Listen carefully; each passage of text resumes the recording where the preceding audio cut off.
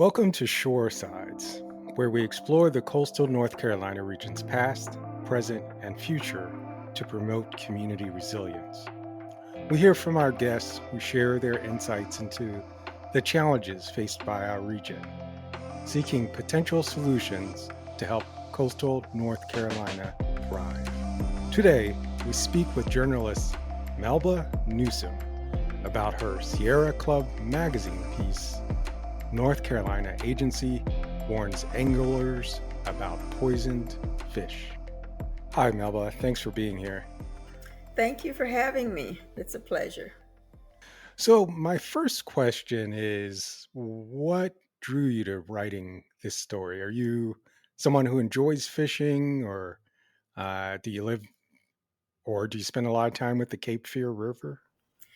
I don't fish. I grew up a little bit of fishing, where I grew up in Arkansas in the ponds when we fish for subsistence and things like that. But no, I cover environmental issues in the Southeast, particularly North Carolina, which is my home now. And I spend a lot of time out in the Cape Fear region and the coastal Carolinas, writing about environmental injustices and things like that. And so that is the part of the state that is kind of most replete with all of these issues. And so I just follow what's happening there, uh, probably more closely than a lot of places in the state. And tell us a little bit about what's gone wrong at the Cape Fear River. I think the shorter list would be what's gone right, but what's gone wrong is that, first of all, the Cape Fear is the longest river in the state. It's probably our most prominent river. There's a lot of historical significance there, but it's also a place where they have a very strong riverkeeper association and follow these kinds of things, and they're very activist related. And so one of the things that happened in the story that I wrote about was basically when they found out about 7 years ago about the dumping of forever chemicals or PFAS into the Cape Fear River. And we've been, since that time, it's been one revelation after another of the impacts of this. I've written about how the fish and so much of the fish in lots of rivers across the country have high mercury content or some other thing, but this was one of the things that they discovered about how the fish was no longer edible because of the PFAS contamination from the dumping from the DuPont Chemours factory. Right. And could you tell us a little about what these forever chemicals you mentioned are? Sure, forever chemicals. I also call them everywhere chemicals because they are permanent. They don't biodegrade and break down, but you find them in just about everything. For instance, they they're the chemicals used in firefighting foam. That's what makes firefighting foam so effective. It's Scotch Guard, things like that, carpet, things to stain proofing and waterproofing. And so this is something that has been in just about everyday use. You will find them in even in cosmetics, if you can believe that, to make your makeup last longer, waterproof makeup. But it's everywhere. Now we're finding it in the environment. And because they don't break down, we are learning about the impacts that it has on the animals, people, the environment, and it's not a good thing, actually. So they finally demanded testing to see what the impact was on the fish that they eat, because there are a lot of people in that part of the country, I'm sorry, in that part of the state, who fish for for food as well as not just recreation. And so they did that testing and found out what it was impact was. Yeah, and tell us a little about that. But like, how is this pollution hurting local fish or the people who consume local fish? Well, it's what they found is that the levels of the PFAS levels is not safe for consumption because the fish, if you were able to look at the advisory that came out, it basically said one fish a year, right? And even less Mm, if you are pregnant. So the mm, what that means is don't eat the fish because who eats one fish a year? mm. And One fish a year.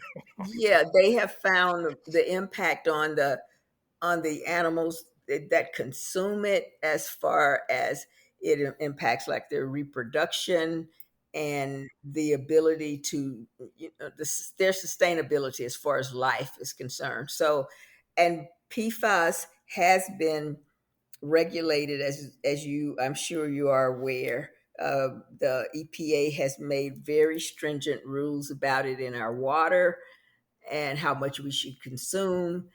So if this is that bad for there, then we shouldn't be eating food that is lousy with PFAS. So that's basically it in a Mhm. nutshell. And when exactly did people figure out that there was this problem with the river?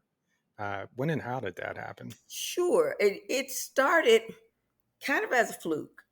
Back in like 2011 or 2012, we have an EPA region around the Triangle area, and they got this fancy piece of equipment. The researchers from there uh, electron microscope. They wanted to see what it could detect. So they went and looked at the water and found these chemicals that were there. And this, so by 2017, they discovered that DuPont had been dumping their manufacturing waste into the headwaters of the Cape Fear for like 40 years. And just ahead of that, when DuPont realized that was going to come out, they did a spinoff of another company so they wouldn't have all of this attached to their name. And they spun off this other company called Chemours. So the people in Cape Fear, like the River Keepers and Sierra Club and all of them, sued. They sued our state legislature, our state environmental quality agency to make them uh, clean up this and provide drinking water because the Cape Fear is the drinking water source for about 500,000 North Carolinians. And so all of these things to provide testing. But that's when we found out. And at the time, the reason it's gotten a lot of national attention is because at the time, Secretary of Environmental Quality, the Department of Environmental Quality, is now the National EPA Secretary, Mike O'Regan. And he was he saw this from the beginning. So he has made this a priority about regulating PFAS and what the number should be and really reducing what we determine to be safe levels of that. But it kind of all happened just as a Mm, fluke. wow. And yeah, to backtrack to that for a second. So you're saying that these scientists were actually out at the Cape Fear River not looking for anything being amiss, but they were just testing a new kind of microscopic analyzer and found what exactly? What did they? They found this chemical there, how prevalent it was in the waters in Cape Fear, and tracked it to the source of the Fayetteville Works plant, which is up near Fayetteville, but it's where kind of that leads into all of the river down in the Cape Fear, because the Cape Fear is the only river that actually dumps into the Atlantic Ocean in the state. So they saw that, and just more research, they traced back the source. That's when it got a lot of attention, and a lot of the environmental activists and regulators uh, tried to get them to address this. They ended up having to provide drinking water for people who got their water from Cape Fear, and as well having to pay, I think it was about $17 million in fines, which seems like a lot, but it's not a lot considering how rich that company is and how uh, how pervasive the damage was. Wow, and I just find that amazing that, with all of the regulators and regulation we have, the fact that we discovered that there's very dangerous chemicals in our water was just happenstance. It was an accident, essentially. So, what are people doing to fight back at this point? Well, the people on the ground are really being proactive about this, and I said it helps to have an advocate at the national level because the EPA has made they have introduced guidelines for PFAS across the nation. And as I said, I think it was because Secretary Reagan was here when it was discovered in North Carolina and became a priority for him. But we have like I said, the River Keepers and Clean Cape Fear, other, uh, the Sierra Club, other organizations who are really working to make sure that they keep things clean. But I would, hazard to say that our Department of Environmental Quality has been turned into a ghost agency, and there's not the people there. We don't have the staff necessary. They don't have the funding necessary, and that is by design to make sure that there aren't cops on the beat. So, Chemours has violated its consent decree numerous times, but the fines are like a rounding error. This company is worth $8 billion, and for them to get fined $60,000, that's not even, that's not serious. And so it's cheaper for them to keep doing what they're doing and pay these minimal fines than to, correct their behavior. So the lawsuit that you mentioned in your article, it hasn't accomplished anything, or It has accomplished things, but here it has accomplished things. They have to provide drinking water, they have to provide testing, and it's put them, I would say, on blast. So everybody knows to be aware of this. But laws are only as, I guess they only work as well as you have cops on the beat to enforce them, for there to be serious penalties for you to violate them. And when our Department of Environmental Quality hands out fines like $60,000 to an $8 billion company, what do you think that's going to do? Not a lot. So that in hollowing out of that agency has been intentional and has been very effective in a number of ways, not just with PFAS, but with the nutrient pollution coming from the factory farms and all of those kinds of things. And they just don't have the manpower to investigate. And from what I understand, they are afraid to really go hard against this. Yes, that's the state agency that we're talking about, Department of Environmental Quality. If they hand down these really the appropriate penalties, that their budget will be cut even more. So they're kind of in this protective measure to save themselves from more cuts. But I say, if you're not going to do anything, what's the point of being there if you're afraid to actually carry out your mission, which is to protect our environment? and it sounds to me like we're in a situation where Chemours and other companies like it get to pay $60,000 every once in a while for the right to put dangerous chemicals into our drinking water. Yeah, that is just incredible. And as far as the PFAS and subsistence fishing goes, tell us a little about the communities that get hit hardest by contaminated fish. Mhm.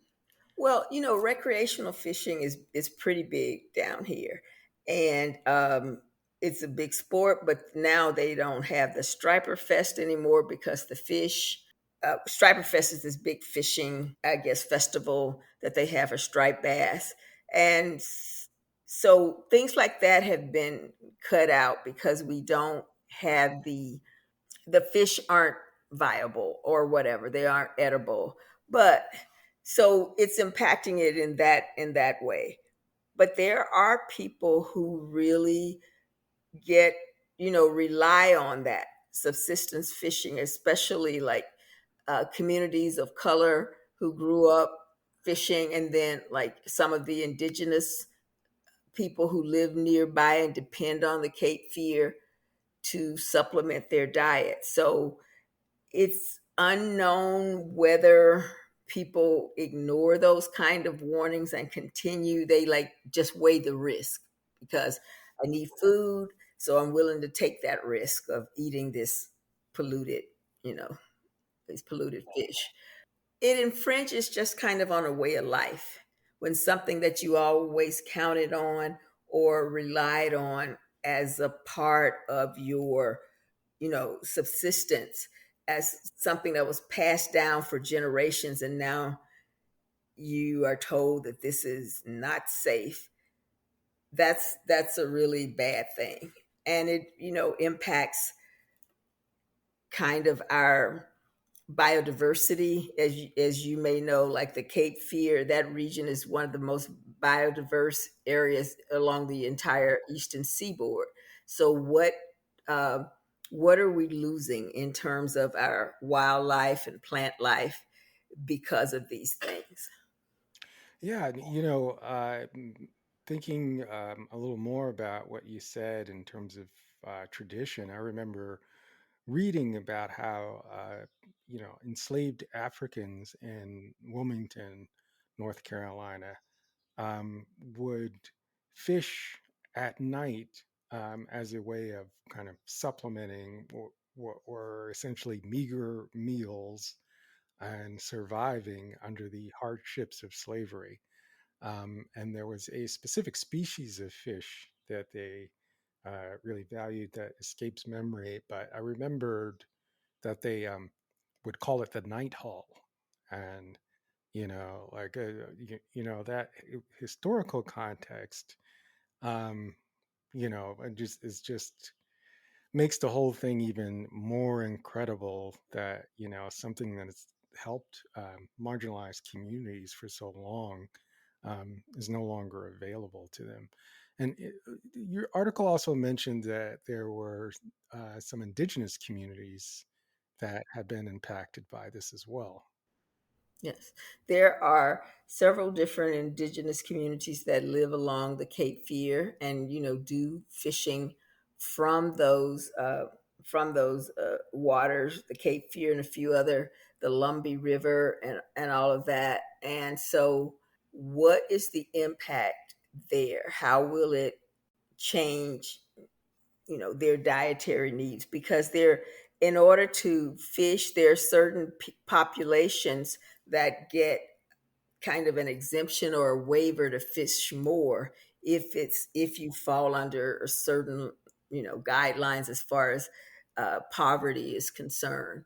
That this is a way that they know that you're going to, supplement your diet is by what you, like I say, teach a man to fish, right? But then when the waters are shouldn't be fished because the fish are not edible, that adds another layer of complexity to the whole, to just who is really struggling, and basically poverty adds another level to poverty. I mean, and it strikes me that, as a health trend, we're told over and over again how healthy fish is. There are lots of companies that sell fish oil. And this was a way traditionally that people incorporated that healthiness into their diet that they've now been either deprived of or will face serious consequences for utilizing. Just another layer of why this is something that needs addressing. Did want to ask about the stop, check, enjoy warnings. Could yeah, Yeah, that was something that the one of the groups there that worked with Duke Environmental Center to assess what the kind of if the fish, how healthy it was, how edible it was. And so just letting people know that there is this warning, and then asking people to, before you consume this, to stop, be aware of the warnings, and check the fish if this is on some of the list that's edible. And if it is not, then enjoy that and continue to have your Fourth of July and Memorial Day fish fry like we did when I was growing up. Yeah. Are other states dealing with this kind of situation also, or does the Cape Fear River stand out in some way? No, there are other states that are dealing with this, in different municipalities and states are handling it in different ways. We have PFAS contamination in farming, in farmland, and uh, the cattle have been, you know, grazing on land. They found that in certain places, like in Maine or whatever, that you couldn't the vegetables that are grown in this soil, which was lousy with PFAS, was they were impacted and inedible. So that's why I say it's also the everywhere chemical, because it's so plentiful in the environment and into everything. That is the problem. So it's everywhere and it doesn't go away. But I think some states are more, like Illinois has a lot of they've taken a lot of regulations and taken notice of this. Same thing in the Midwest, I think Michigan. But it depends on how proactive, how forward leaning, how much the agencies are looking into these kinds of things. And yeah, just again, amazing. It's like fish and vegetables are suddenly not good for you. Um, and so just to finish up here, if there's anything you'd like readers of your article to take away, what would it be? I think mostly just to be vigilant and realize that these things are not separate, that it all comes together when we're talking about how we are looking at the planet, the things that are done, um, and the downstream impacts of this. When we talk about nutrient pollution, which is really a big, as you know, in the coastal Carolinas, the hog farming and the poultry farming, and so much of that ends up in our rivers, and we have fish kills as a result of all of these things. And I just think that people should be very aware of how our waters are managed, and the threat to things like the Clean Water Act and the Clean Air Act. Those things are really under siege, and you wouldn't think so. You think this was settled 50 years ago, but there's a new attack on those things, and a lot of states are not doing enough about it, or are just working against it. So I think you need to be vigilant as a consumer and as a person who cares about the air they breathe and the water they drink. I just want to thank you for taking time to, first of all, write this very important article and to explain it to our listeners. Uh, Great job, and we hope to speak with you again. Thank you. Thank you. There will be plenty of things to speak about, I'm sure. I appreciate your time as well. Thank you. That concludes this episode. Thank you for joining us. We hope you gained a deeper understanding of the challenges and triumphs experienced by the vibrant communities of coastal North Carolina. Remember, the stories we explore here shape the path ahead. Thanks for listening. Learn more about shoresides at www.rend.org. www.shoresides.org. I'm Rend Smith. Again, thanks for listening.